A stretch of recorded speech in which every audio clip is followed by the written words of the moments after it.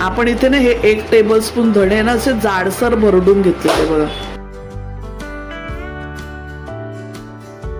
आता आपण कांदा भजी करणार आहोत ना, तर मी कांदा उभा उभा बारीक चिरून घेतलाय.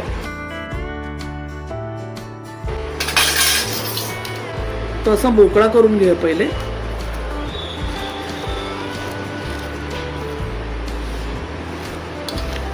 आणि ना असं त्याच्यात टाकून घेऊया आणि मग परत सोडूया. मी इथे 3 कांदे घेतलेत मोठे असे.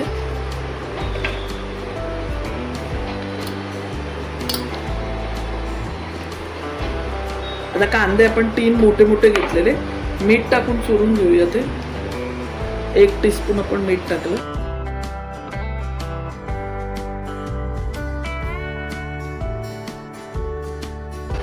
असं पाणी सुटलं पाहिजे चांगलं.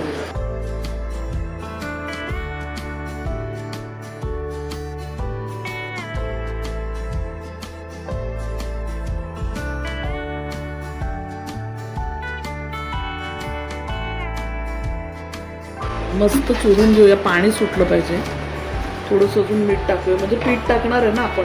कांद्याला एवढं मीठ बरोबर आहे, पण पीठ पण टाकणार आहे नंतर, तर थोडं अर्धा टीस्पून टाकलं अजून.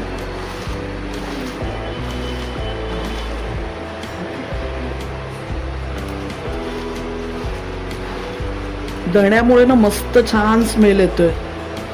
धणे छान कुटून घ्यायचे, नाही तर मिक्सरला थोडे हलके जाडसर भरट करायचे. मी खलबत्त्याने करून घेतले.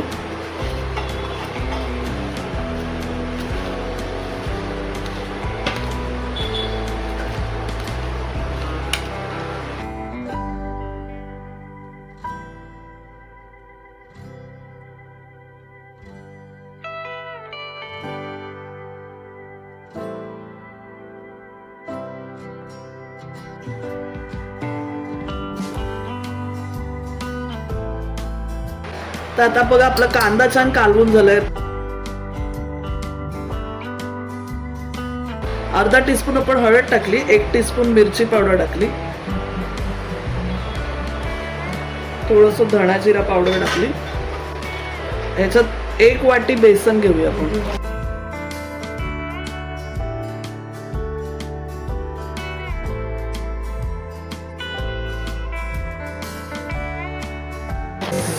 सहा टेबलस्पून घेतले मी बेसन. 1 टेबलस्पून तांदळाचं पीठ टाकलं. थोडासा ना सोडा टाकूया आपण. सोड्याने ना हलका होतो पदार्थ. हे बघा एवढंच टाकलंय. छान मस्त मिक्स करून घेऊया हे.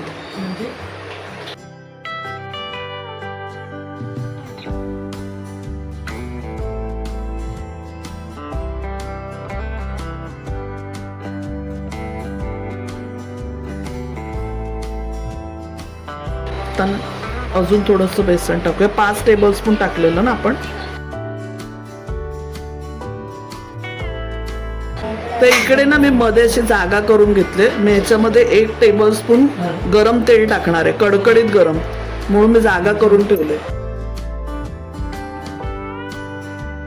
हे बघा कडकडीत गरम तेल टाकलं आपण आणि मिक्स करून घ्यायचं.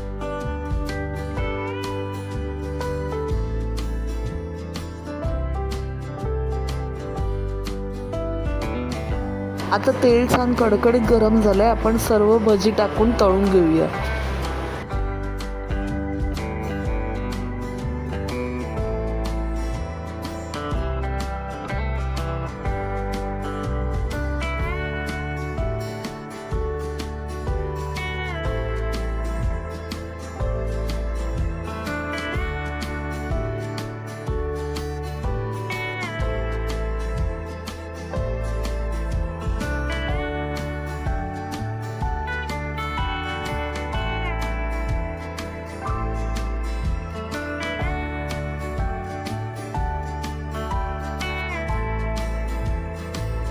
आणि मस्त क्रिस्पी अशी आपली भजी तयार झालेली आहे.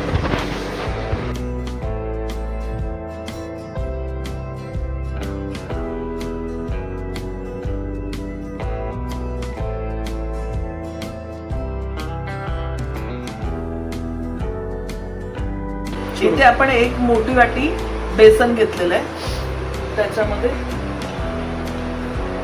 अर्धा टीस्पून आपण मिरची पावडर टाकली, स्पून हळद घेतली, 1 टेबलस्पून तांदळाचं पीठ घेतलं आपण. आता याच्यात पाणी टाकून आपण मिश्रण बनवून घ्यायचं जाडसर.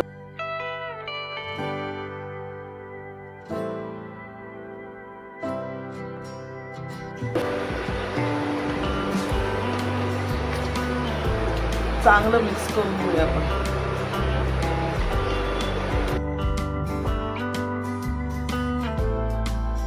अगदी आपण बघा एक थोडासा दाणा घेतलाय सोड्याचा, ऑप्शनल आहे, नाही नको असेल तर नाही घेतलं तरी काय. चांगलं फेसून घ्यायचं नाही, खूप फेसायचं.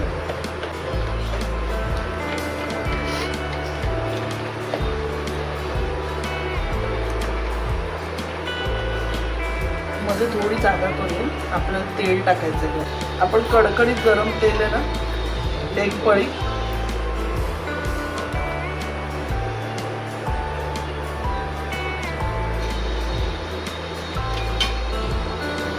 टाकूया आणि मिक्स करून घेऊ. चमच्याने मिक्स करा, हाताने नको. तेल टाकलं की चमच्याने करायचं, मस्त फटाफट फटाफट करून घ्यायचं.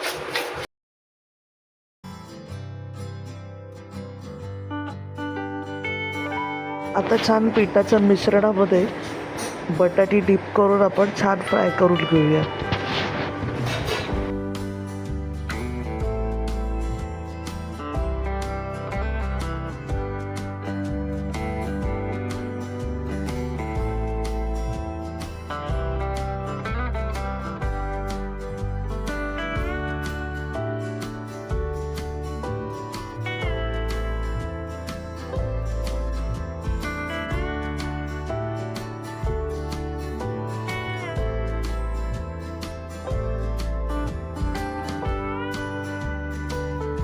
खूप छान अशी आपली टम्म फुगलीत बटाट्याची भाजी. बघू शकता, आपण काढून घेऊया प्लेटमध्ये.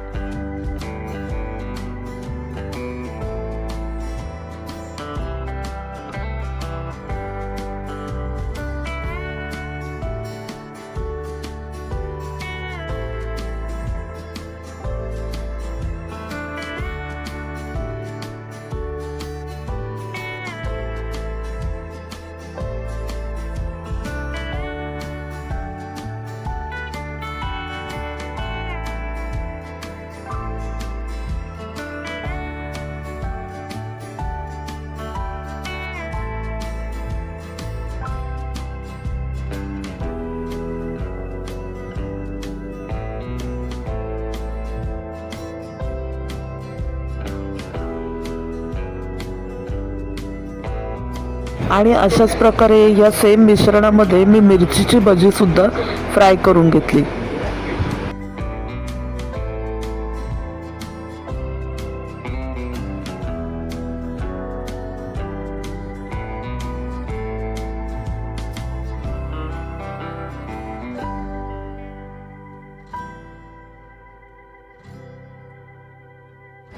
आता त्यातच आपण शिमला मिरची सुद्धा कापून फ्राय करून घेतली. आणि असंच मी या सेम पिठामध्ये घोसाळं, वांग आणि लाल माटाची सुद्धा भजी तळून घेतली.